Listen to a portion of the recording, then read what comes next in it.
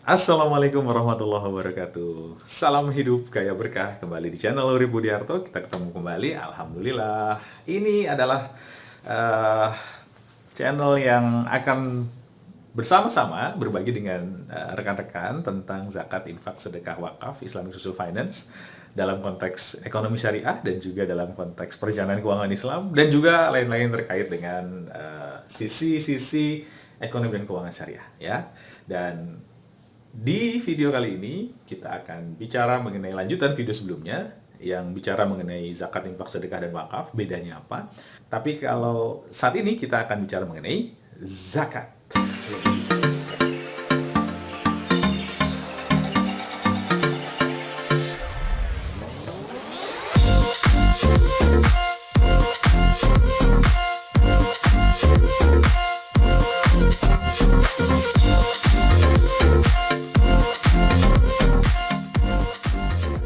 Sederhana mengenai zakat, zakat adalah sesuatu yang harus kita keluarkan kalau kita sudah mencapai harta tertentu untuk kemudian dikeluarkan eh, dengan tarif tertentu dan peruntukannya tertentu. Nah, itu sudah kita bahas.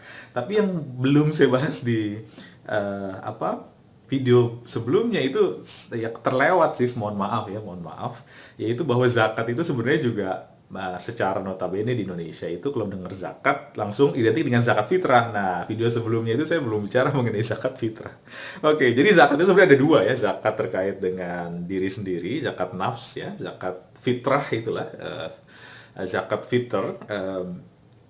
Dia yang dikeluarkan kita paham satu sok itu hadisnya. Satu sok itu kalau diterjemahkan dalam Indonesia artinya adalah 2,5 kilogram beras makanan sehari-hari kita atau 3,5 liter dan dibayar sebelum eh, sholat Idul Fitri. Jadi wajib dikeluarkan oleh mereka tua kecil, kaya miskin ketika memiliki kelebihan harta sebenarnya intinya ketika di malam Idul Fitri harusnya sih seperti itu ya. Tentu kalau sangat miskin atau fakir tentu ya ada keringanan atas pembayaran zakat fitrahnya, tapi secara umum dia wajib dikeluarkan untuk semua muslim di malam Idul Fitri, yaitu zakat fitrah untuk membahagiakan fakir miskin di hari raya Idul Fitri supaya tidak ada yang kelaparan, tidak ada yang sedih lah, kurang lebih seperti itu. Tapi yang kedua selain zakatul fitri, zakatun nafs ya, zakat diri sendiri itu adalah zakat harta, zakat mal. Nah, kalau zakat mal otomatis terkait dengan harta.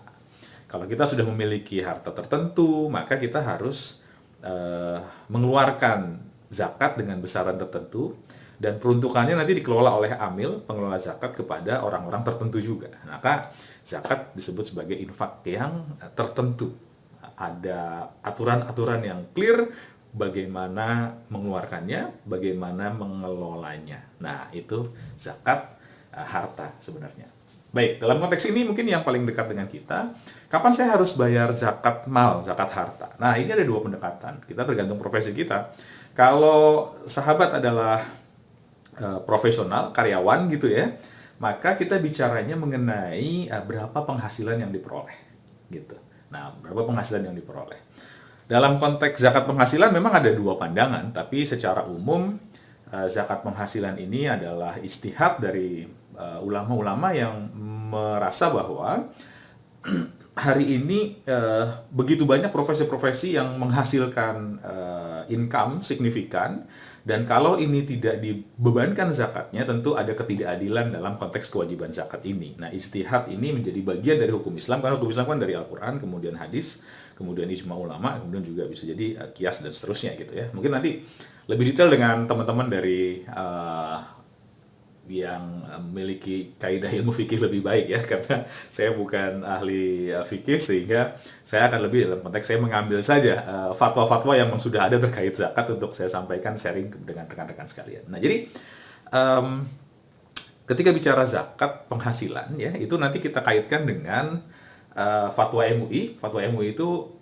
memberikan arahan untuk zakat penghasilan maka kita hitung dengan kepemilikan emas gitu ya. Karena sebenarnya ditarik dari zakat harta simpanan, bahwa kalau kita memiliki harta emas lebih dari 85 gram, maka kita wajib mengeluarkan zakatnya ya. Kalau kita memiliki emas 85 gram dan sudah dimiliki setahun penuh ya, tidak dalam bentuk hutang, sudah dimiliki penuh. Jadi kalau masih belinya nyicil si emas ini ya nggak harus gitu. Tapi kalau sudah senilai lebih dari 85 gram emas, maka dia harus dikeluarkan zakatnya. Nah, dalam konteks ini, karena kita sekarang sudah jarang nyimpen emas, nyimpennya adalah uang di tabungan, ya tentu nanti tidak hanya emas ya, tapi juga zakat uang, zakat deposito, itu nanti akan dihitung semuanya. Tapi kita dulu ke penghasilan dulu ya, penghasilan. Nah, dalam konteks zakat penghasilan ini, MUI bilang fatwanya adalah boleh mengeluarkan zakat penghasilan dan itu dianjurkan untuk kebaikan kebersihan harta kita juga, supaya income yang kita peroleh itu kita konsumsi setelah bersih dari kotoran-kotoran, dan juga untuk menambah keberkahan harta kita gitu ya. Sehingga apa yang kita berikan kepada keluarga, apa yang kita berikan kepada anak istri gitu ya, itu sudah bersih dari kotoran-kotoran, sudah bersih dari hak-hak orang lain yang ada dalam penghasilan kita gitu. Nah, bagaimana zakat penghasilan tadi? Maka kita bicara mengenai berapa sih income kita selama setahun gitu ya. Katakanlah setahun ini kita memperoleh 13 kali lah, misalnya 12 kali gaji ditambah dengan 1 THR. Kalau total 13 kali perolehan ini, minimal kan ya sudah 13 kali kalau peraturan tenaga kerja, maka ya apakah total nilai 13 kali gaji ini itu atau penghasilan ini lebih dari 85 gram emas nilainya. Nah, kalau dia sudah lebih dari 85 gram emas, ya maka kita perlu mengeluarkan zakat penghasilan sebesar 2,5%. Nah, pertanyaannya berapa? Ya, ayo kita hitung bareng-bareng ya. Saya sudah hitungkan nih di handphone saya. Hari ini dalam saat video ini diambil, itu harga emas adalah 934.000. Saya buka di websitenya Antam. 134.000 per gram. Nah, berarti kalau dikali 85 akan terkumpul angka 79,3 juta ya. Terlihat ya, 79,390. 79.390.000. Nah, itulah total harga 85 gram emas hari ini. Sehingga kalau kemudian sahabat itu penghasilan setahunannya lebih dari situ, sebaiknya mengeluarkan zakat fitrah. Oh ya, ini dihitung dari gross ya, dari THP lah yang dibawa pulang gitu ya. Nah, berarti itu. Kalau kemudian kita ambil secara penghasilan bulanan, kita bagi 13 saja ya. Kita bagi 13 sebentar. Maka kemudian kita memperoleh hasil 6,106 atau 6.107. Nah, baik. Dengan demikian ya, kenapa dibagi 13? Karena THR tadi ya, tambahannya. Kalau sederhananya seperti itu sih ya. Kalau kemudian memang di tempat kita bekerja hanyalah gaji 12 kali plus THR, maka setidaknya 6,1 juta adalah batas kita wajib zakat penghasilan gitu. Ya. Nah, dengan demikian, dengan kondisi bahwa Anda memiliki penghasilan di atas 6.107 ya, 6.110 lah ya, bisa genapin gitu. Kalau Anda memiliki 6.110.000 per bulan penghasilan, maka sebaiknya sisihkanlah minimal 2,5% dan niatkan sebagai zakat. Kenapa harus diniatkan sebagai zakat? Supaya kemudian kewajibannya sudah tertunaikan ya. Jadi segala sesuatu itu kan tergantung dengan niatnya. Jadi kalau dia memang niatnya adalah untuk mengeluarkan zakat, maka lafalkan bahwa ini adalah alokasi saya, alokasi zakat saya, ridho lillah demi Allah Ta'ala gitu ya. Karena kalau misalnya tidak diniatkan nanti ya belum terhitung secara akad. Karena sedekah dan zakat kan beda gitu ya. Infak dan zakat beda. Jadi harus diniatkan bahwa ini zakat saya. Nah, itu adalah terkait dengan zakat. Maka kalau kita pakai angka yang ini, yuk kita kalikan lagi 2,5% kali 2,5%. Bentar. Nah, dengan demikian maka zakat per bulannya ya sebaiknya setiap kali memperoleh penghasilan, termasuk ketika memperoleh THR, itu adalah 152.000 ya. Jadi setiap kali dapat penghasilan bulanan dan kemudian juga ketika dapat THR karena tadi 13 kali ya, maka keluarkanlah sebesar 152.000. Bulatkanlah 153.000 lah gitu. kecil ya, dari 6 juta hanya 153.000, 2,5% untuk kebersihan dan kebaikan harta kita, gitu. Ya. Nah, kenapa kemudian bulanan? Saya sarankan supaya tidak terasa berat. Karena kalau kita ini ngeluarin tahunan, ya, itu akan tercatat angka hutang kita kepada Allah sebagai zakat adalah 1.985.000. Ya, jadi kalau tahunan mungkin, aduh berat juga ini seharga handphone, seharga handphone Xiaomi terbaru misalnya kayak gitu ya. Nah, jadi untuk mengurangi rasa berat di hati, salurkanlah secara bulanan, karena kemudian juga boleh sih mencicil zakat ya, supaya kemudian terasa lebih ringan gitu ya. Karena pada akhirnya zakat adalah hutang, kalau nggak dibayar dia dianggap sebagai hutang gitu ya, dan zakat itu wajib. Maka saran saya adalah penting untuk mengeluarkan zakat untuk bersihnya harta yang kita berikan kepada keluarga supaya lebih berkah dan kemudian semoga menjadi kebaikan buat kita semua. Nah, ini terkait dengan zakat, gitu. Zakat harta. Nah, kalau kita bicara zakat simpanan nanti ada lagi ya. Kalau kita sudah hartanya, tadi kan kita punya penghasilan dan terus kemudian kita nabung ya. Nah, nabung ini ternyata juga sedikit demi sedikit lama-lama jadi bukit. Akhirnya kemudian bisa beli reksadana, bisa beli emas, bisa punya deposito. Nah, ketika harta yang lebihan dari penghasilan tadi setelah tahun kedua itu dikumpulkan, ya, maka kita total semua, dan kalau total semua itu juga lebih dari 85 gram emas, maka juga wajib dikeluarkan zakatnya. Nah, itu juga zakat harta. Jadi kalau yang pertama adalah dari penghasilannya, yang kedua dari harta yang tersimpan oleh kita. Nah, supaya harta kita berkah, salurkanlah zakat simpanan tersebut supaya kemudian harta yang kita miliki itu berkah kita simpan dan tidak kemudian malah menjadi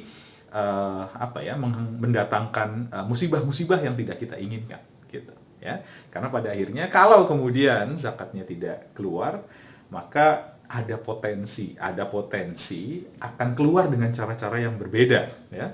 Misalnya nih ya, amit-amit tapi tiba-tiba ada keluarga yang sakit, atau mungkin mohon maaf ada rumah misalnya tiba-tiba kedatangan pencuri misalnya seperti itu, atau tiba-tiba ada pengeluaran yang tidak perlu gitu misalnya ya, ada mobil rusak, atau mungkin mobil kemudian kesenggol sama mobil yang lain ya, kendaraan tiba-tiba ada aja gitu. Kadang-kadang hal-hal seperti itu mungkin nggak sadar, tapi kadang bisa kita tracking balik dengan apakah kita sudah mengeluarkan zakat kita, sehingga harta yang kita jadikan untuk kebutuhan kita hari-hari, untuk transportasi, untuk makan keluarga, untuk kerja, untuk sekolah anak ya, atau sekolah kita gitu, itu menjadi berkah ketika kita konsumsi. Nah, ini zakat harta dan zakat simpanan. Jadi secara umum seperti itu. Karena yang lebih dekat. Kalau penghasilannya nggak pasti gimana ya, misalnya arsitek atau mungkin basisnya project, ya bisa jadi kita rata-rata saja, kita totalkan dulu, bisa jadi nanti tahunan, atau mengacu kepada penghasilan sebelumnya. Nah, penghasilan sebelumnya, selama kemudian total penghasilan setahun itu di atas 85 gram emas tadi, di atas 79 jutaan tadi, maka sebaiknya keluarkanlah zakatnya gitu. Jadi fleksibel aja, jangan dibikin sulit. Intinya adalah kalau kemudian kepemilikannya selama setahun sudah lebih dari 85 gram emas, maka atau selai lebih dari 79 juta, atau penghasilan bulanannya sudah di atas dari 6,1 juta tadi, alirkanlah 2,5% dengan niat zakat gitu ya. Nah, mungkin ini dulu bicara soal zakat karena agak panjang sebenarnya, jadi kita pecah-pecah ya. Sementara sampai situ dulu. Kalau ada pertanyaan, ada informasi yang ingin Anda tanyakan, boleh ditanyakan di komen, nanti dibahas di kesempatan lain. Dan ini juga masih bicara mengenai cara mengeluarkan ya. Nah, pertanyaan berikutnya, gimana cara mengeluarkannya? Boleh nggak langsung? Haruskah ke masjid? Haruskah ke amil zakat yang sering muncul di spanduk-spanduk? Ada dompet wafa, ada rumah zakat, ada Darut Tauhid dan seterusnya, ada Basnas gitu ya. Mana yang lebih baik? Nah, atau mungkin mana yang lebih tepat? Nah, kita bahas di video selanjutnya. Saya selesaikan di sini dulu karena mau ada kegiatan lain. Oke, semoga Allah selalu melimpahi Anda perlindungan, Allah menjaga Anda, Allah menjaga kita, Allah menjaga kita, Allah memberikan rahmat kepada kita, dan Allah memberikan berkah selalu kepada kita. Amin ya rabbal alamin. Salam hidup kayak berkah. Saya Urip Budiarto. Subscribe dan centang loncengnya ya. Terima kasih. Assalamualaikum warahmatullahi wabarakatuh.